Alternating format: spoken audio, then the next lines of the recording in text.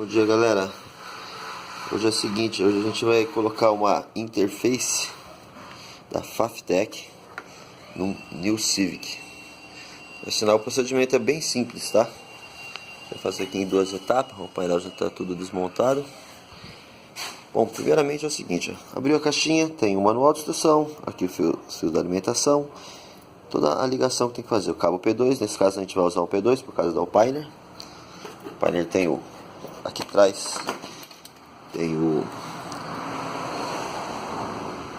aqui o WR, certo? A gente vai usar essa saidinha aqui WR, dá pra ver direito aqui, no cabo P2, beleza.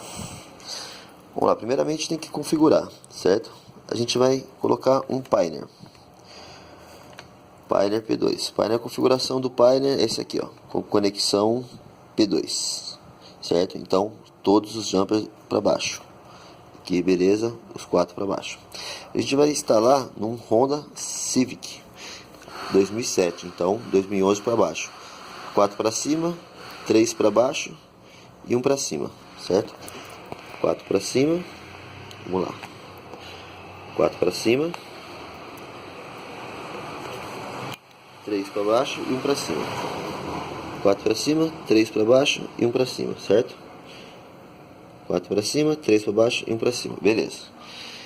E aqui vem o sensor, caso não tenha o P2, né? E aqui é o chicotinho de instalação.